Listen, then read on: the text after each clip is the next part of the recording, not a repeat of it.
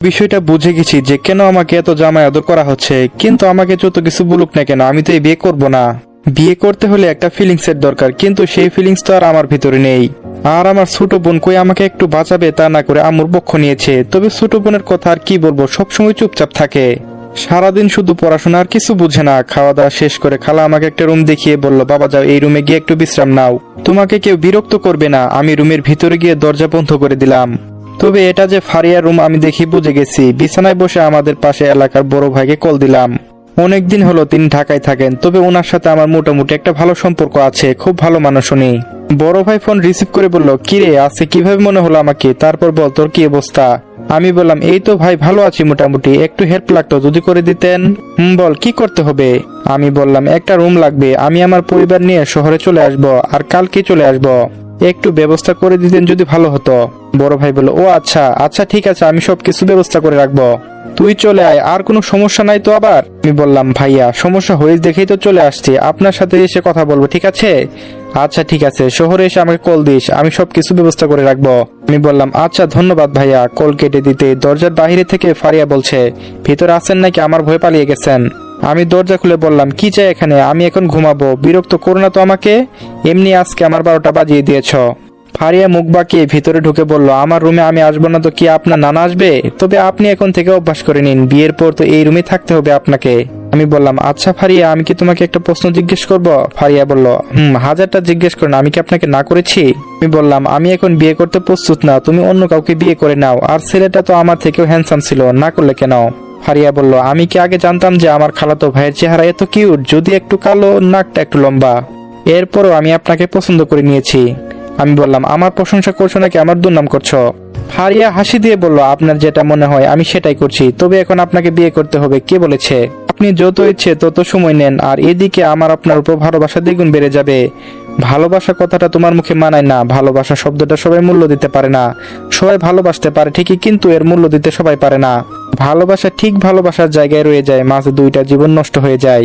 নইলে একটা মেয়ের কারণে একটা ছেলে জীবন চলে যাবে। তবে এই পৃথিবীতে সবাই যদি ভালোবাসা মূল্য দিতে পারতো, তাহলে আজকে সবকিছুই ঊর্ধ্বের ভালোবাসায় থাকতো। কিন্তু আমারটা এটাকে আজকাল খেলার পুতুলের মতো নিয়ে খেলি, মন যা চায় তাই করি। তবে আমি সবসময় বলি, ভালোবাসা পবিত্র জিনিস, তোমাদের মতো কিছু মেয়েদের জন্য এই জিনিসটা অপবিত্র হয়।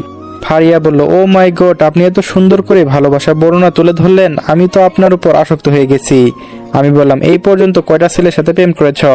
আমার কথা শুনে ফারিয়ার মুখ কালো হয়ে গেল। ও হয়তো ভাবতেই পারে নাই আমি ওর এই কথা বলবো। তবে আজকের মেয়েগুলো তো এমনই, ভালো করে চিনি না নাকি। ফারিয়া কিছু বলছে না দেখে আমি হাসি দিয়ে বললাম, তোমার আম্মুকে বলে দিও সকালে আমি চলে যাব, আর আমরা আমাদের সিদ্ধান্ত পরে জানাবো, হঠাৎ করে বললে সবকিছু হয়ে যাবে না। ফারিয়া আমার মুখোমুখি দাঁড়িয়ে বলল, আগে কি করেছি না করেছি এসব জানি না, তবে বিয়ের আসরে বসে মনে হলো এই মুহূর্তে আমার বিয়েটা না করাই উত্তম। কিন্তু এখন আপনার কথা শুনে মনে হলো আমি সত্যি ভালো একজন ব্যক্তিত্ব চয়েস করেছি। তবে একটা কথা কিন্তু মাথায় রাখবেন, আমার থেকে পালিয়ে বাঁচতে পারবেন না, বিয়ে কিন্তু আমাকেই করতে হবে। আমি বললাম, হুমকি দিচ্ছ নাকি আমাকে। ফারিয়া বলল, যদি এটা আপনার কাছে হুমকি মনে হয় তাহলে মনে করেন তাই দিচ্ছি। আমি বললাম, আমাকে পছন্দ হবার একটা কারণ বলো তো। প্রথম হলো আপনাকে দেখে আমার বিয়ে ভাঙা, আপনাকে বিয়ে করব না আমি কিছুক্ষণ আগে এটাই আমার মাথায় ছিল। তবে একটু আগে যেই কথাগুলো বললেন না, এগুলো শুনে আমায় আপনার প্রেমে পড়ে গেছি। আমি বললাম, ফালতু একটা মেয়ে।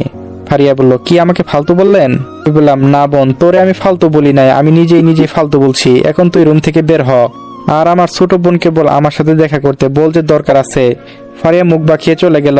ফারিয়া যেতে আমার ছোট বোন এসে বলল, ভাইয়া বলো কি হয়েছে। আমি ছোট বোনকে আমার পাশে বসিয়ে ওর হাতে আমার ফোনটা দিয়ে বললাম, স্কুল স্যারের সাথে কথা বল, আর বলবি স্যার আমরা গ্রাম থেকে শহরে চলে যাব, এখান থেকে চেঞ্জ হয়ে শহরে ভর্তি হব। এটুকু বললে স্যার সবকিছু বুঝে নিবে, আর এসব কথা কাউকে বলবি না, ঠিক আছে। আমার কথা শুনে ছোট বোন চুপচাপ হয়ে আমার ফোন নিয়ে বের হয়ে গেল। আমি আগেই বলেছি আমার বোন সবসময় চুপচাপ থাকে, ওর কাছে পড়াশোনা হলেই হবে, আর কিছু লাগবে না ওর। রাতে ফারিয়া একটু বিরক্ত করেছে, কিন্তু কি আর করব, এখানে আছি যেহেতু সহ্য করে নিতেই তো হবে। সকালে বাসায় যাব বলে রেডি হচ্ছি, তখন খালাম্মা এসে বলল, বাবা চলে যাবে কি। আমি বললাম, খালা যেতে তো হবেই, বাসায় অনেক কাজ পড়ে আছে। খালা বলল, কিন্তু আমাদের কথাটা।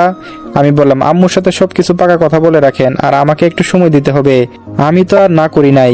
খালাম্মা আমার মাথায় হাত দিয়ে বলল, বেঁচে থাকো বাবা, এটাই দোয়া করি। এখন কি সত্যি চলে যাবে? আমি বললাম, যেতে তো হবে, অন্য একদিন আসবো। খালা বলল, আচ্ছা ঠিক আছে যাও, আমরা একদিন সবাই তোমাদের বাসায় গিয়ে বিয়ের কথা পাকা করে আসবো। আমি বললাম, আচ্ছা ঠিক আছে খালা। খালাম্মা যেতে ফারিয়া রুমের ভিতরে আসলো আর এসে বলল, আম্মু কি বলেছে শুনেছো তো? ফারিয়ার কথা শুনে আমি বললাম, যে মেয়ে বিয়ের পিড়িতে বসে বলতে পারে আমি এই বিয়ে করব না, আমার কাউকে পছন্দ আছে, সেই মেয়ে আমার সাথে বিয়ের পিড়িতে বসলে এই কথা বলবে না, এর কি কোনো গ্যারান্টি আছে? আর এমনটাও তো হতে পারতো যে আমার থেকে ওই ছেলে দ্বিগুণ ভালো, কিন্তু মনের ভিতর একটা সন্দেহ বারবার কাজ করবে আমার। ফারিয়া বলল, আমার সাথে এই কথা বলতে পারলেন আপনি? আমি বললাম, দেখো আমি সারা জীবন আমার আত্মীয় স্বজনদের কাছ থেকে দূরে থেকেছি, 3 দিন যদি ভাত না খেয়েছিলাম তবু কারো কাছে আমি হাত বাড়াই নাই। এখন আমি আমার নিজের সিদ্ধান্ত নিজে নিতে পারি। আমরা গরিব হবার পর আমাদের আত্মীয় স্বজনরা আমাদের খোঁজ খবর নিত না, তাদের সাথে আমাদের আবার কিসের সম্পর্ক? শুধু আম্মুকে সম্মান করি বলে কিছু বলতে পারি নাই। তবে যদি আমার ভালো মনে হয় তাই আমি করব, বিয়ে হয়তো করতেও পারি, নইলে নাই, থাকো তুমি, গেলাম। যদি নসিবে আবার থাকে তাহলে হয়তো কোনো একদিন দেখা হবে, হয়তো বাসর ঘরে, নইলে খোলামেলা আকাশের নিচে। এই কথা বলে বাসা থেকে বের হয়ে গেলাম। একটা সিএনজি নিয়ে সরাসরি বাসার উদ্দেশ্যে রওনা দিলাম। তবে আমার খালাতো বোন ফারিয়া হয়তো বুঝে গেছে আমি কি বলতে চেয়েছি। ছোট বোনকে স্কুলের সামনে নামিয়ে দিয়ে বললাম, তাড়াতাড়ি সবকিছু গুছগাছ করে চলে আসবি। বাসায় যাওয়ার পর আম্মুকে বললাম, সবকিছু রেডি করো। কিন্তু আম্মু বলল, বাবা আমরা এখন কোথায় যাব? আর আমার বোনকে যে আমি কথা দিয়ে আসছি, এগুলো পরে দেখা যাবে, এখন চলো তো, দেরি করে লাভ নেই। শহরে গিয়ে দেখি যদি ভালো একটা চাকরি পাই, এত কষ্ট করে পড়াশোনা করেছি, বসে থাকার জন্য নয় তো আর। ছোট বোন আসার পর সবকিছু গুছিয়ে দরজায় তালা ঝুলিয়ে বাসা থেকে বের হয়ে গেলাম। স্টেশনে গিয়ে টিকিট কেটে ট্রেনে উঠে গেলাম। প্রায় 6 ঘন্টা জার্নি করার পর আমরা আমাদের গন্তব্যের জায়গায় এসে গেলাম। ট্রেন থেকে নেমে চলবে। গল্পটি কেমন লাগলো অবশ্যই জানিয়ে